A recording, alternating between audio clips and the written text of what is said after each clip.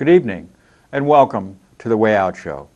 I'm your host, Dane McCarthy, broadcasting to you from FEMA Region 5, deep in the bowels of the United Police State of Amnesia.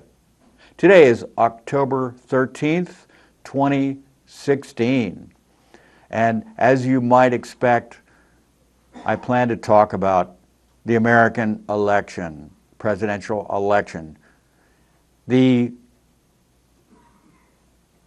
information and disinformation is an avalanche, it's a tsunami of information, and it's difficult to sort out the lies from the truth.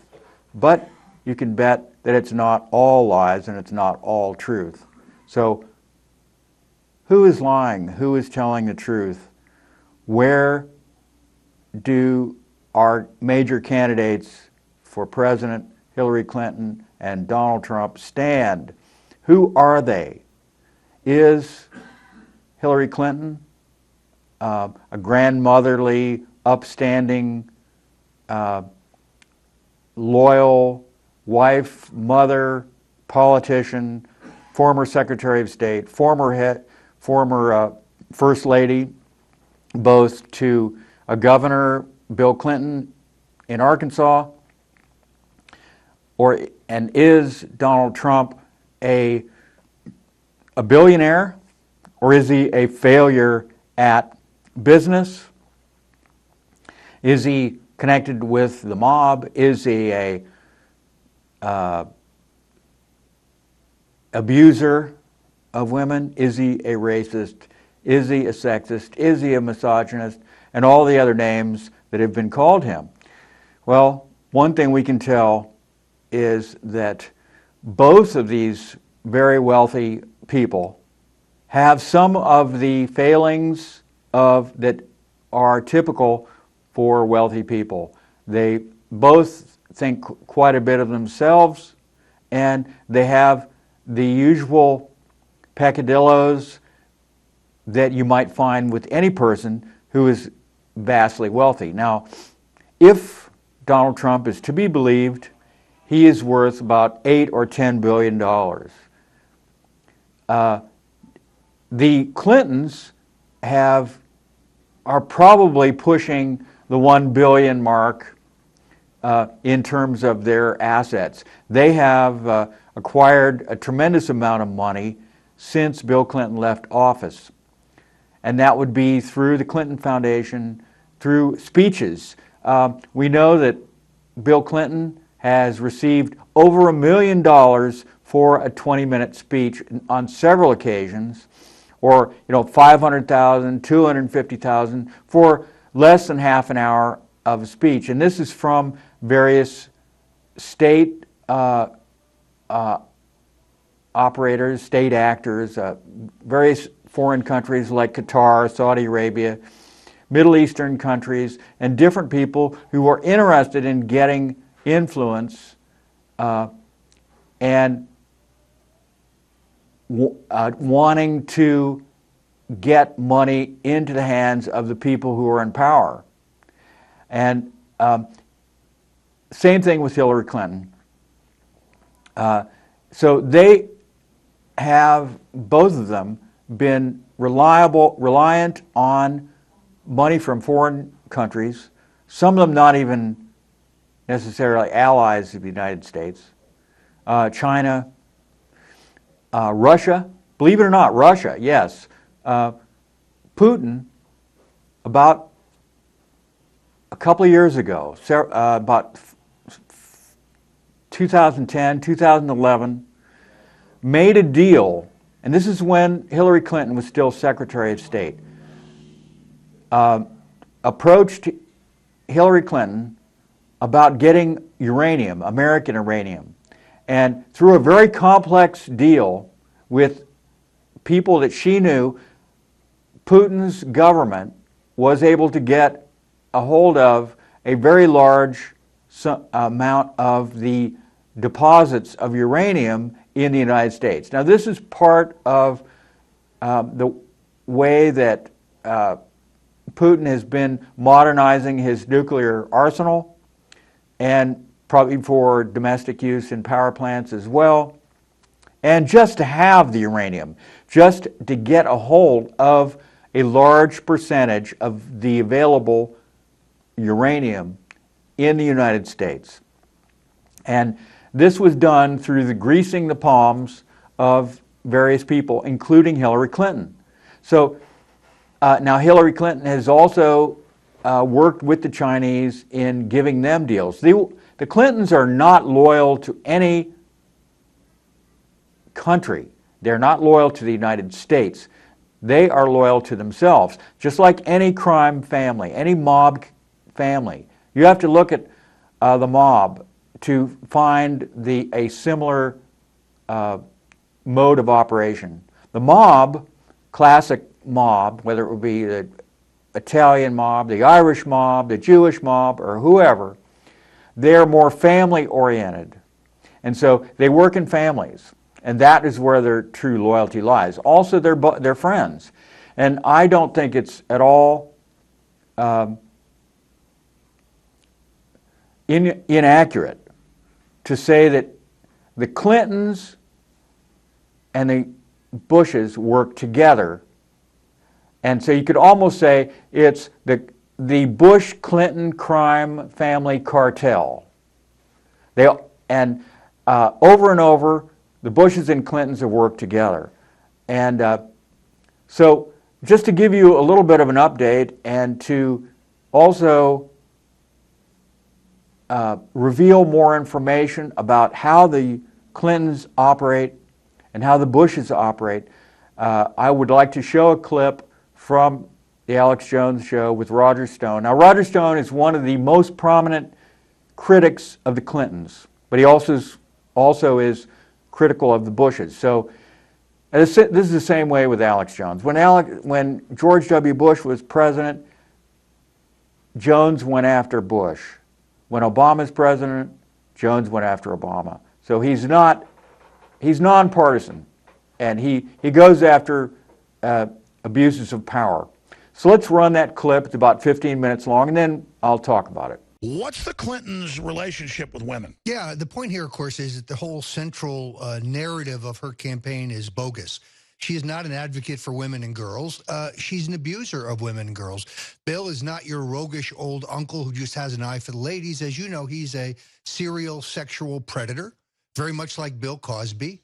And the number of women that he has raped, bitten, sexually assaulted, abused, you know, I identified in this book 27 individual women. Now, some of these women's names, you know, Juanita Broderick, Paula Jones, Kathy Willey, but so many of the names you don't know: Christy Zurcher, Becky Brown, Carolyn Moffett, Helen Dowdy, Eileen Wellstone, Liz Ward Grayson. The list goes on and on and on. Now, some liberals try to say to me, well, what does that have to do with Hillary? Well, Hillary's the one who runs the cover-up. Hillary is the point person to silence these women lest they get in the way of the Clintons' lust for power and wealth.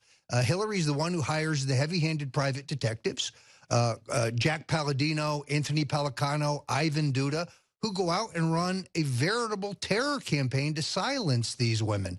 So the notion that Hillary has somehow been an advocate for women, no, Bill rapes them physically, and then Hillary rapes them psychologically. She's kind of a beard for his raping. She plays the part of, I'll never, leave my man. I stand by my man. He's a good guy. She testifies for him. She defends him.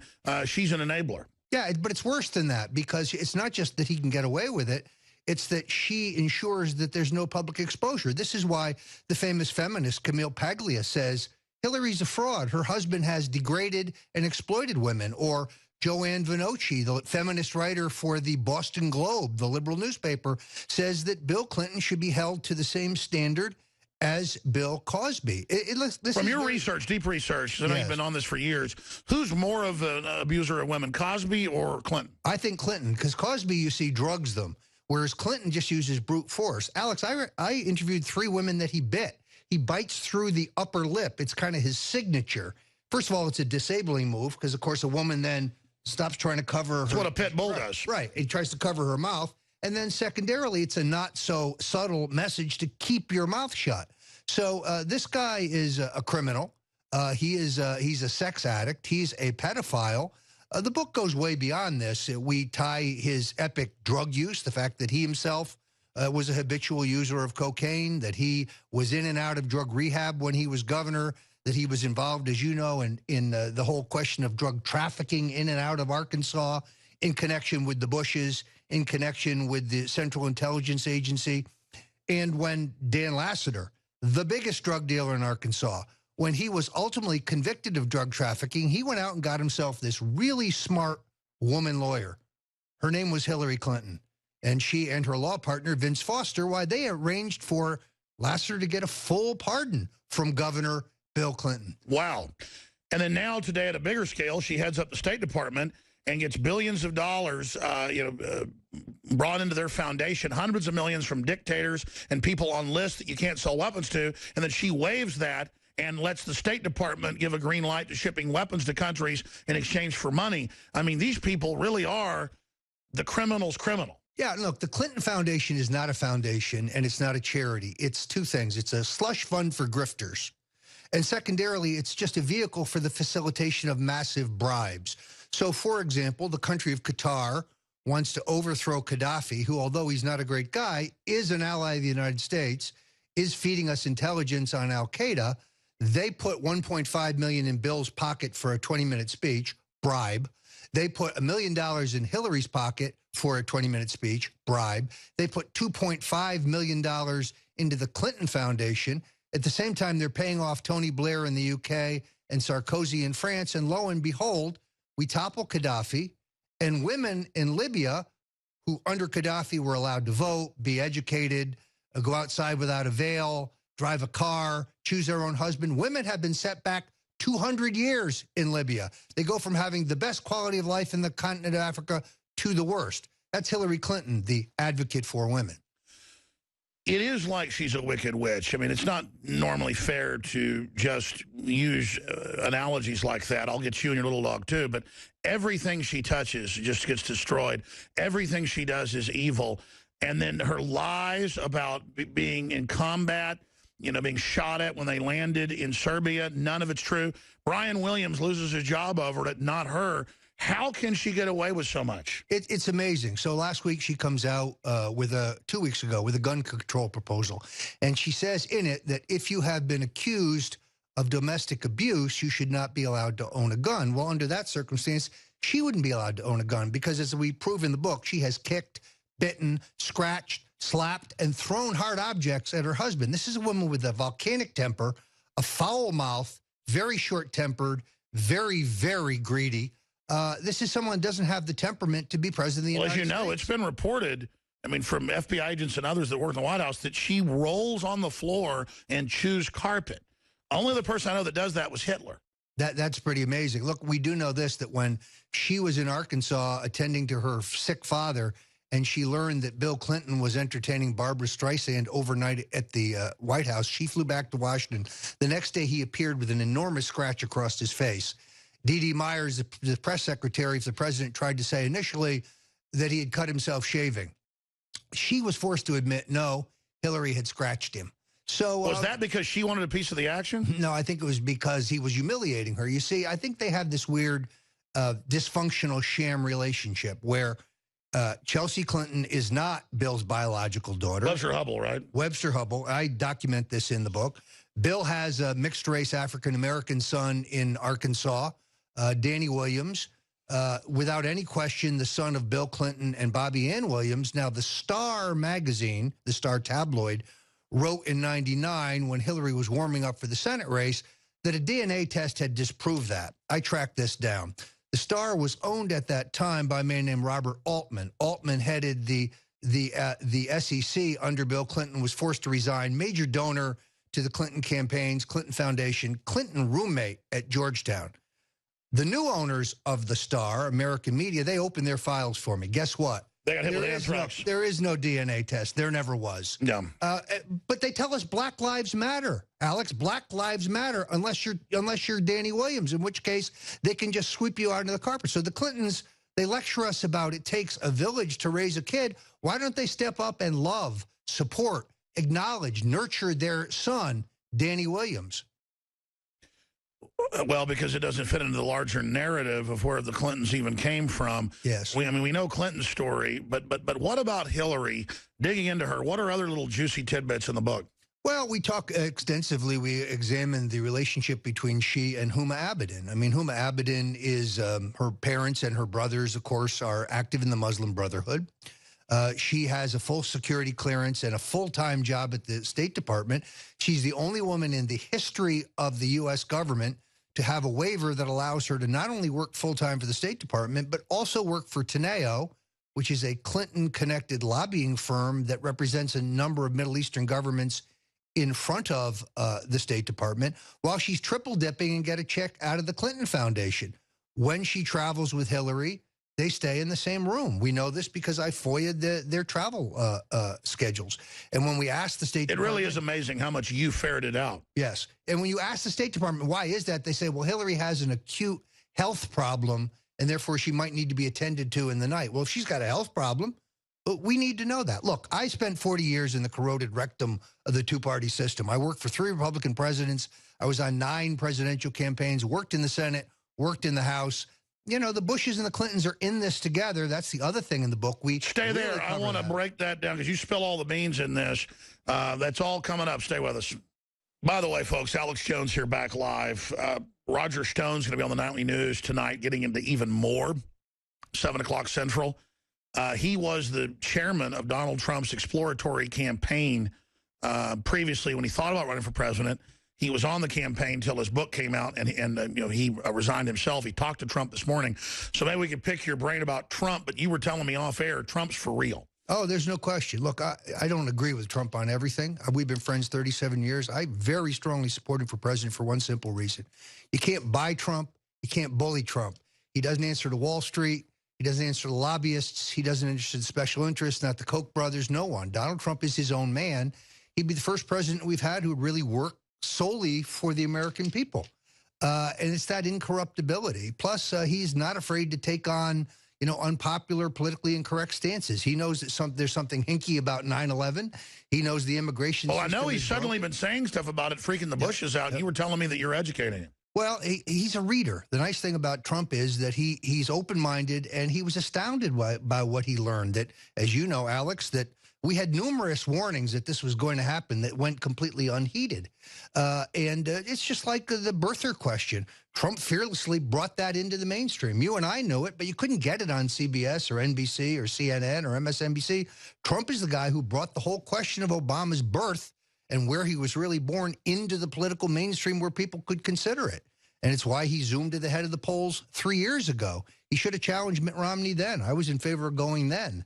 So I remain his strongest supporter and a close friend. What do you expect the Clintons to do to try to come after him? Well, they're already trying to spread this rumor that, you know, Donald was always in bed with organized crime. Let me tell you something. You cannot get a New Jersey casino control license and hold one for 13 years if you're in bed with the mob. It's just not possible. They have the most stringent laws. They put a proctoscope right up your derriere, and they look at every financial transaction in your entire life. Donald Trump is clean, and they got nothing on him. I mean... Well, why would you want to be in bed with the mob? They take money from you anyways. Well, I think the supposition is he's in the construction industry, he has to buy cement, he's in the Northeast, you know, guys who are Italian, therefore he must be mobbed up. It's a MacGuffin. It's bull. But they're going to try to smear him with that. That's coming. Wait and see. You're going to see it out of Politico. You're going to see it out of CNN. It's going to go nowhere. They don't have anything on him because what you see is what you get. That's the great thing about Trump. He is unscripted. He is uncoached. He is uncontrolled. He might say anything. I love the idea of a Hillary-Trump debate because he'll get right in her face on the drugs, on the misogyny, on the corruption, on the Clinton Foundation, on her covering up rape and the serial rape of her husband. So he's going to really go after her. I have no doubt about it. The guy's fearless. I mean, you've seen him. He's totally, completely fearless, and nobody can get to him. I mean, having worked in the Senate, having worked in the House, having been a heavy-duty lobbyist, I can tell you, for example, that every dollar of waste in the federal budget was put there by someone who wants it there. And that's the reason no one ever really cuts it. Sure, it's their piece of the pie. Right, they all talk about it. Trump would be immune to that. He would take an axe to the federal budget. So when the commentators say, oh, your tax cut plan on working people would cause a $1.5 trillion hole, Why do you assume that Trump is going to cut the daylights out of federal spending? He would. And then when the lobbyists call and say, oh, you can't cut that, he would be immune to that. You can't get to Trump. Well, here's the issue. As you know, if they keep ballooning things, it's all going to go bankrupt. We have to save the ship. Right.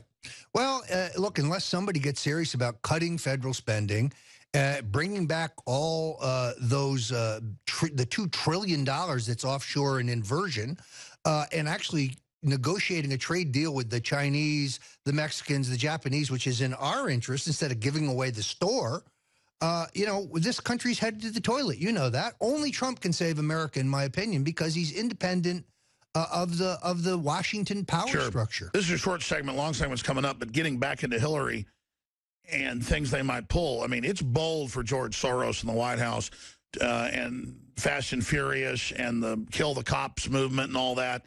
I mean, they really are trying to destabilize this country. You've been an insider, you've seen it from all different perspectives. What do you think they're really trying, and are they being successful? Well, I think we're in very perilous times. On the other hand, the liberty movement has never been stronger than it is today. There was a time we had one congressman. Now we have about 30.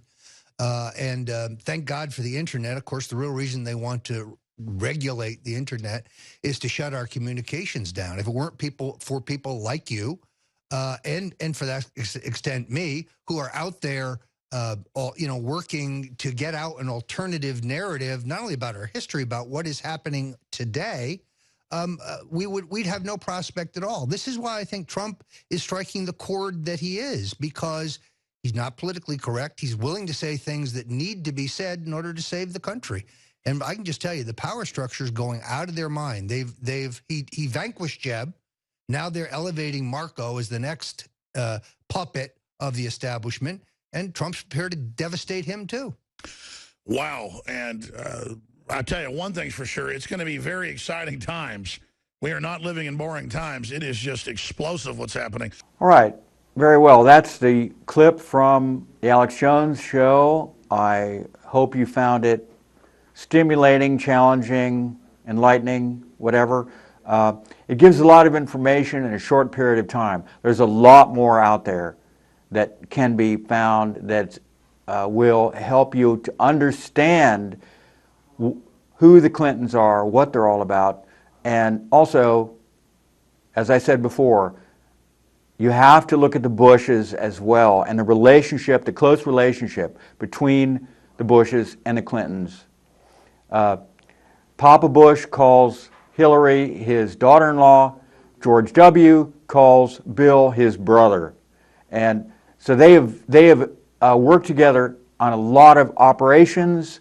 One of the most telling and the most personally disheartening for me is that I've discovered that the death of John Kennedy Jr., the son of the assassinated JFK back in 1963, the son who was so brilliant, so talented, good-looking young man, died in a plane crash, a very mysterious plane crash.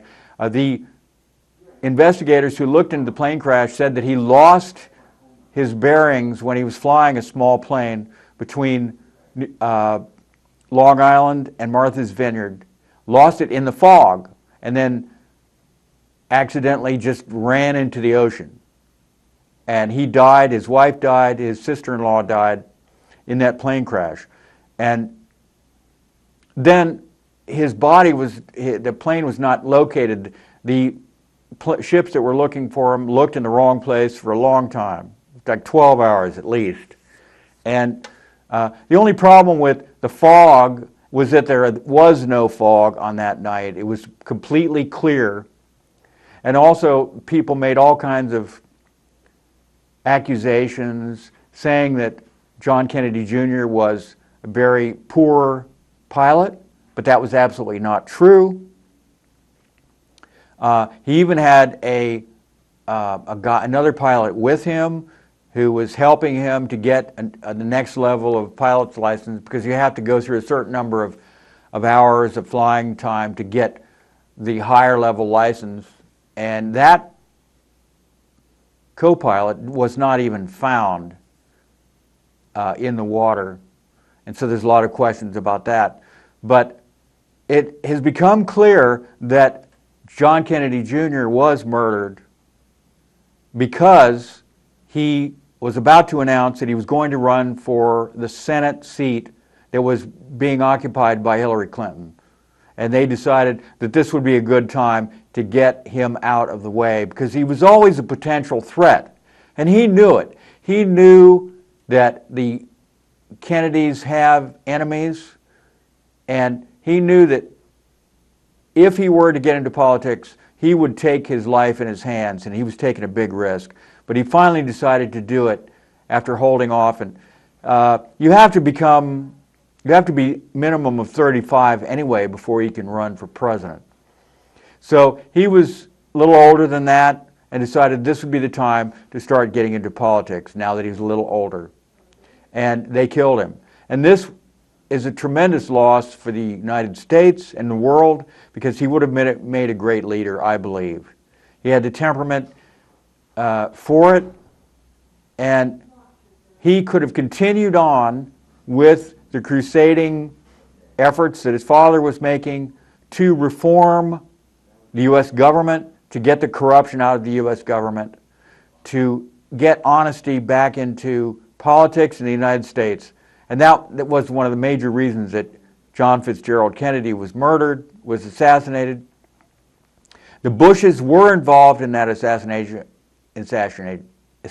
Herbert Walker Bush was there on the day. He was a CIA operative. He later became head of the CIA as well as president.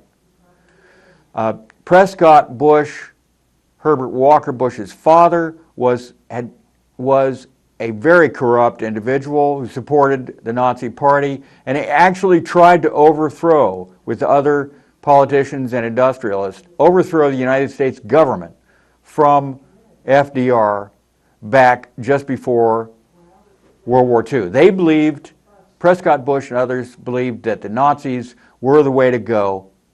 They liked fascism. And so Bill Clinton was a protege of the Bushes, of the Bush family, Herbert Walker Bush. The Bushes were running in drugs, they were running guns to support their own drive to more and more wealth, and as well as to satisfy the people who run them on the very higher level, the highest level, the Rockefellers, or ultimately the Rothschilds. The people who run the world were running the Bushes. And they recruited Bill Clinton and Hillary Clinton at a very young age. They put Bill Clinton into the governorship. They helped him, although Bill Clinton was very capable of doing that type of thing himself. An incredibly charismatic young man. Just the type of leader who could get it done for his handlers. And then, of course, as people who are in the know, understand, back in the 80s, when Bill Clinton and Hillary were in the governor's mansion in Arkansas, then you have the MENA connection, which was the manufacture of weapons to fly down to Nicaragua as an end run around the wishes of the American people and the decisions of the U.S. Congress in order to support what they called the freedom fighters, Reagan called the freedom fighters, who were trying to overthrow the legitimately elected very left-wing government of Nicaragua. They wanted to stop that. They were afraid of it. They wanted to control Nicaragua. As the United States on and off has been in control of Nicaragua for a very long time, since the late 19th century. And they didn't like these upstarts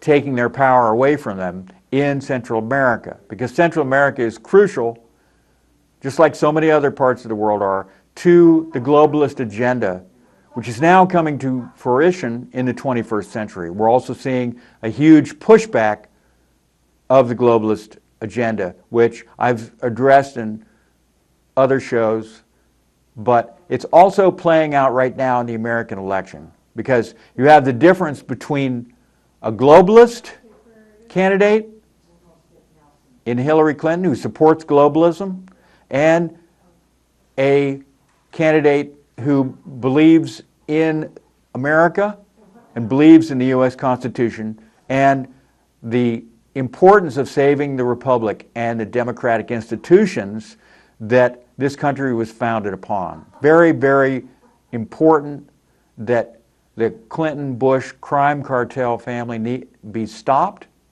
Now, Trump has done an amazing job so far. He blew Jeb Bush out of the water, so he put the Bushes out of the race, at least directly. But again, the Clintons are equally as dangerous. And when they were in the White House before in the 90s, they caused a lot of damage to this country by Clinton passing NAFTA, which sent jobs down to Mexico. That's where they started. Now they've gone all around the world to various third world countries and slave labor sweatshops around the world making goods that used to be made in the United States. That was just the beginning. Remember Ross Perot's words, very important. Ross Perot, the third party candidate, very much like Trump in some ways. His personality, very different. Not nearly as strong and dominant as Trump's personality. Yet, Ross Perot did amazingly well.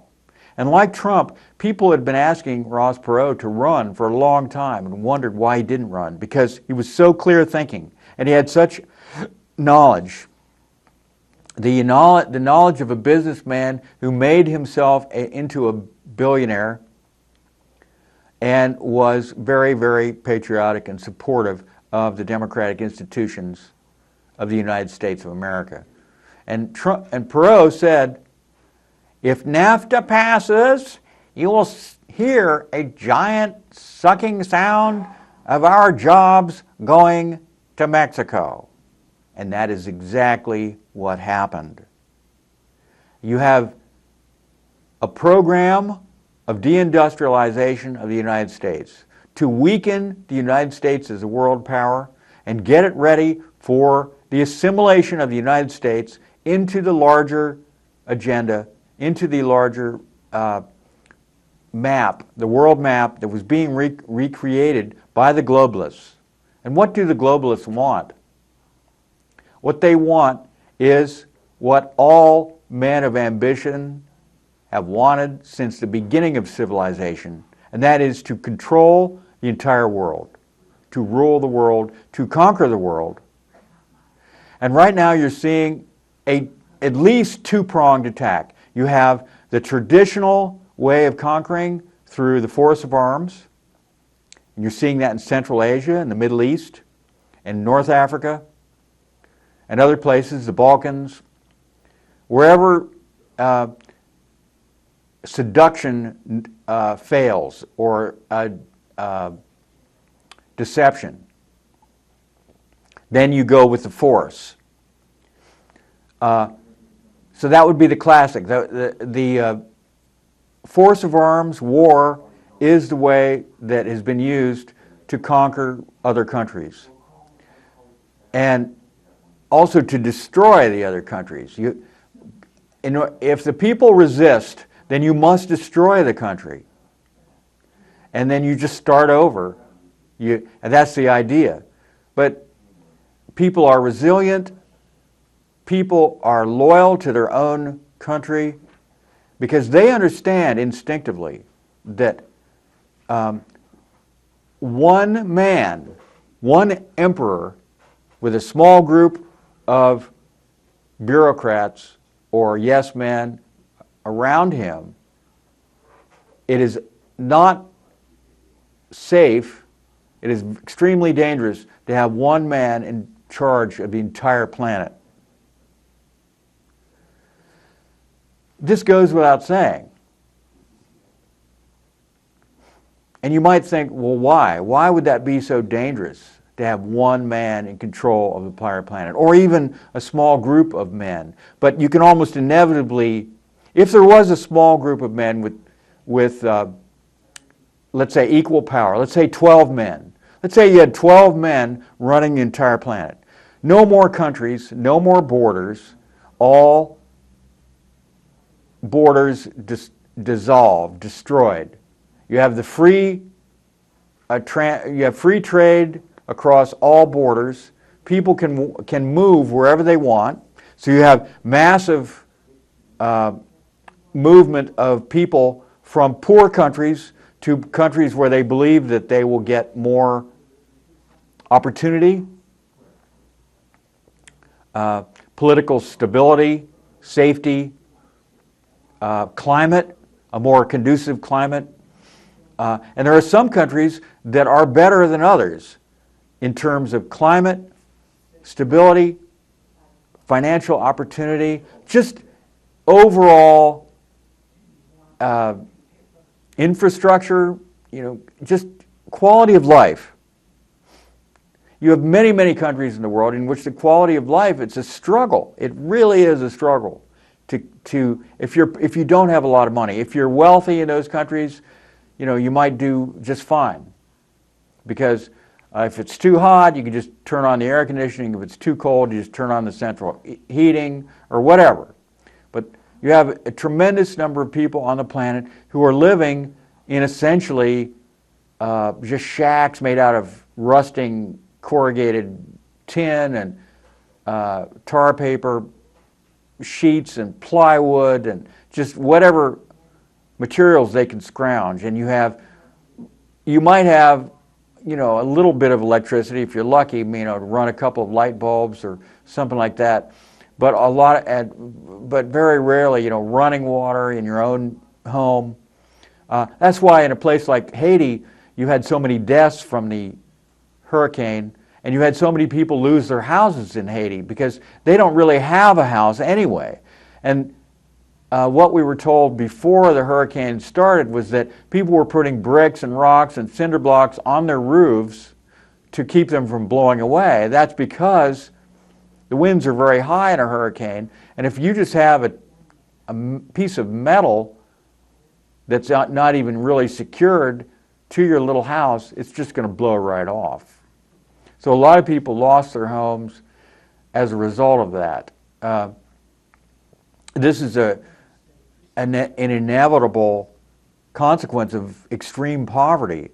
And Haiti's, just an amazing example of a country that has been kept in a state of poverty through many generations for a variety of different reasons.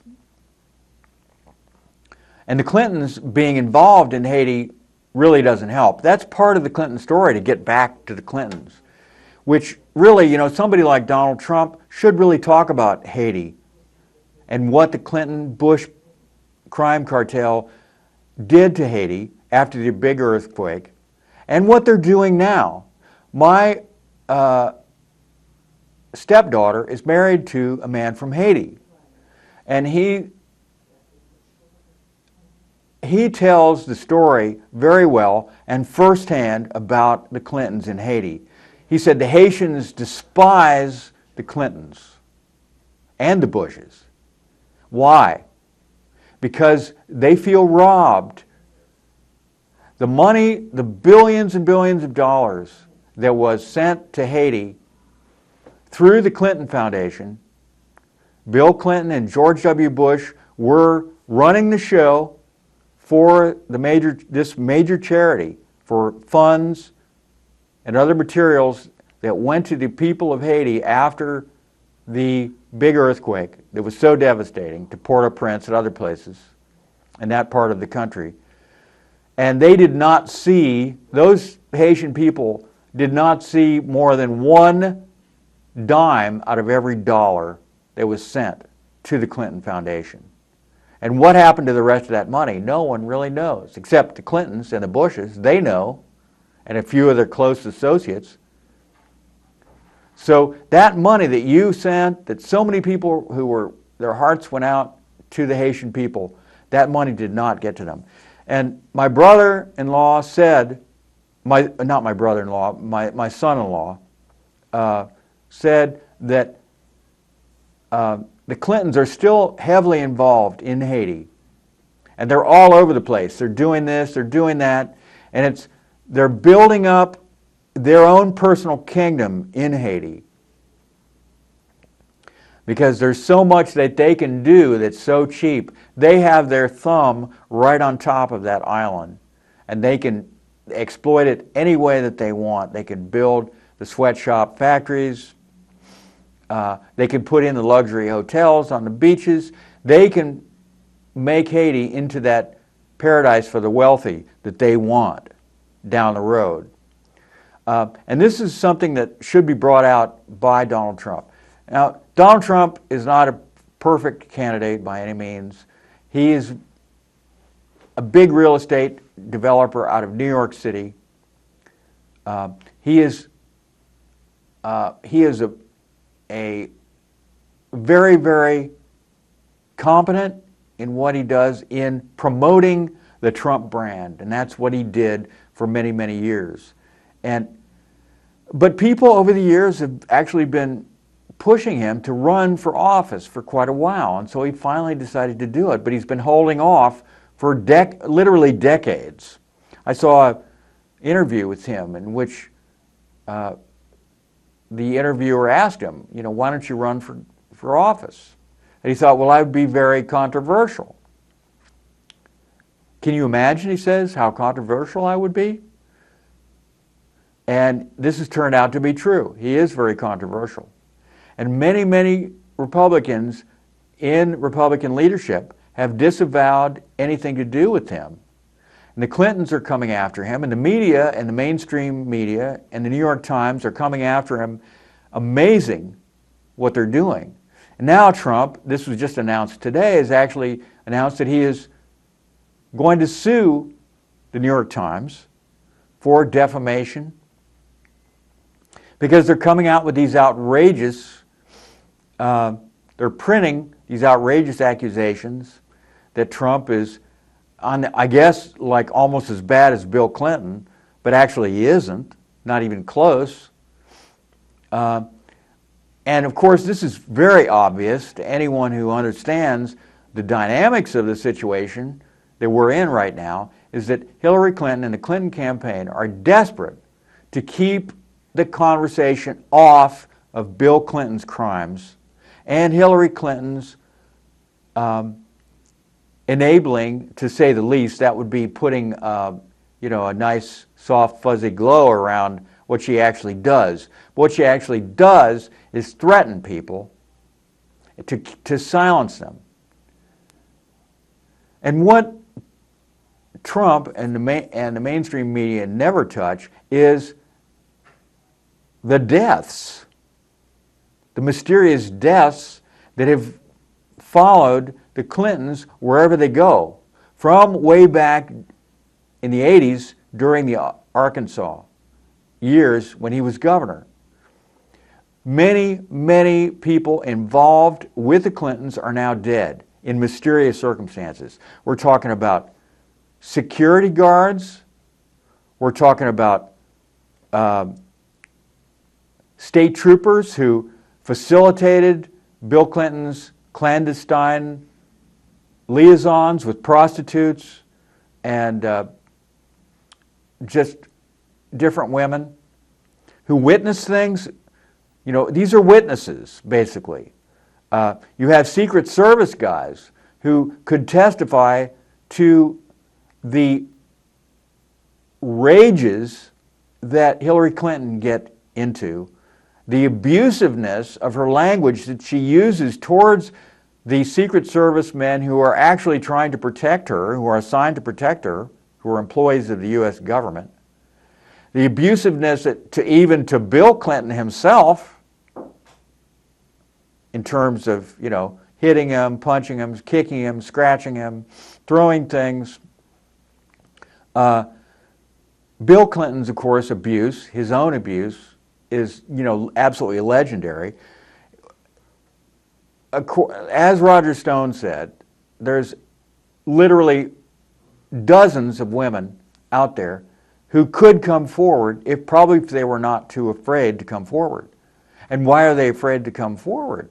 Because some women have actually died in mysterious circumstances, been shot, like being shot multiple times. Women that he had sex with. This Catherine Willey, horrible. He tried to rape her, and then her husband, the very next day, is found shot. It was like almost like before she could get home that night, he was found shot. And you can tell me there's no connection? You can look online, and some citizen journalists have put together a list, a body count list, of over 100 people who have died. I mean, talking about pilots who ferried Bill Clinton around over the years, 2 teenage boys who apparently witnessed a drug drop-off in Mena, Arkansas during the 80s, who were murdered and then their bodies placed on a railroad track and a train ran over them. And they said, the investigators said, oh, they just both fell asleep on the railroad track and were killed by the train. When clearly the autopsy showed one guy was stabbed in the back, one kid, these are teenagers, one kid had his head bashed in. They saw something in that airfield that was going on. And you have people like Terry Reid, who wrote a book about Bill Clinton's, called Compromised. He lays it all out. And he had to run with his family from literally the FBI. And who knows who else, private contractors, and they were living in a trailer going from campground to campground for a long time. He finally gave himself over to the authorities, and I don't even know what happened to him. But this is quite a long time ago. But you talk about fear, a level of fear. You get the Clintons after you, and they clearly have a hit team, very professional, that goes around and just finds creative ways to make people commit suicide or just outright murder them. Nowadays, they have the high-tech way of murdering people where you can actually take over their car. You can hack into their car, anything from the radio to the air conditioning to the brakes to the accelerator. Everything now on new cars is hackable because it's all connected to computers. And it's totally doable to have somebody, to take control of somebody's car, run it up to 100 miles an hour and run it into a tree, which is what happened to Michael Hastings. Michael Hastings was an investigative reporter, very, very competent and courageous young man, and he was not the only investigative reporter on that list. You can look through, and there's several investigative reporters who died under mysterious circumstances. One guy supposedly committed suicide by slashing his wrists. Well, he slashed his own wrist so deeply that he cut through the tendons. Then he took the knife in that hand and slashed his other wrist with a hand which would have been completely inoperable because of the slashed tendons.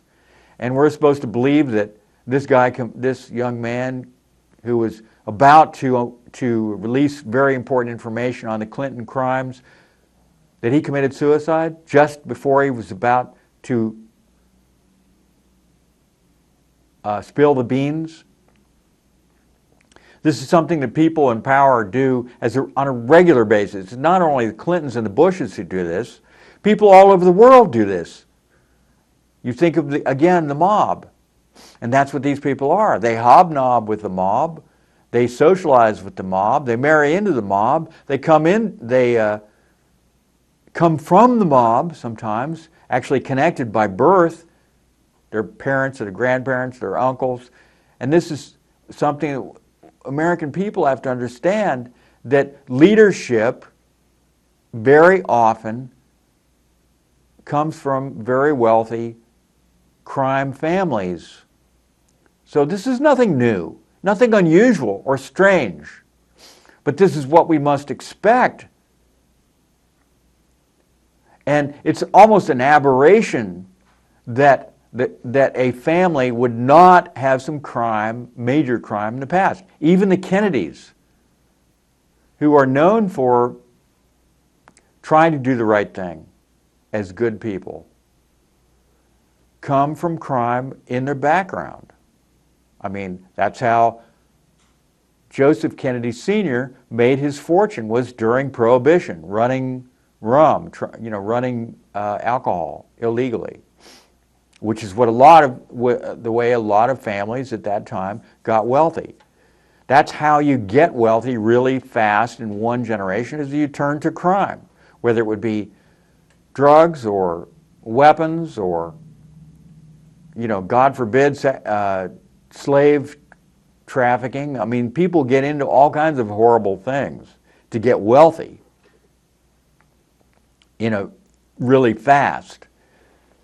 That's unfortunately just the way it's all too often done.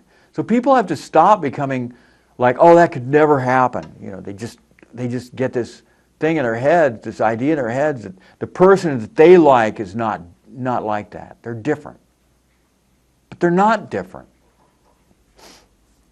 And what we need to do as Americans, as citizen journalists, as just ordinary citizens, we need to understand the feet of clay that our leadership has. We have to try to make the best of it and try to avoid allowing those people to get into power and get people who are, decent in power, who will do the right thing, who will follow the law, who will follow the Constitution. And I hate to say this, but some of these globalists are just the worst. They're neocons, they're neoliberals. They believe that they need to reduce the world's population. We have, 7.5 billion people. They want to reduce it between 85 and 95% or more. 99% they want to reduce it because they feel like there are just too many people. And of course, they don't want to reduce their friends, their relatives. It's only the other people who they want reduced. And you can particularly bet that many of the people that they want gone would be minorities, poor people. And that's what we're seeing. That's what we're seeing. We're seeing it in India, in Africa, in South America, in Central America, wherever you have a large congregation of really poor people. China, even, with the one-child policy, with the really cruel way that they treat so many of their own people in China. In Russia, tremendous deaths after the communists took over, after the revolution. There was a huge famine within a couple of years after the communists, the Reds, took over in Russia. And how did that happen? Because they were so destabilizing. They collectivized the farms that were peasant farmers living on the land for centuries, farming the land. They knew how to farm. They knew how to become quite prosperous. And in the interest of communism, they took that land away from those peasants. And they killed those peasants because they were a problem. So you had massive genocide of the peasants in Russia because they were the ones that really were against communism. They didn't want to lose their land. They didn't want to lose what had been in the family for centuries, their home, have those taken away from them and collectivized into giant collectivized farms. So you had a bunch of people at the very top, leadership, who were running these enormous collectivized farms and telling people what to do. And they didn't know how to farm. And it was a catastrophe. And so you had famine because the crops failed. They didn't even know how to make the crops grow. I mean, they did such incredibly stupid things that they caused massive death in Russia. And this is what you see over and over and over when you get a very small number of people, whether it be fascism, oligarchy, communism, whatever, in charge. People who really don't know what they're doing. Oftentimes they're sociopaths. They're naturally incompetent. This is the way the Clintons are. They're essentially incompetent. The Bushes, incompetent. So many of them. So that's all I have for today. Have a great weekend and sleep well. We'll see you next week.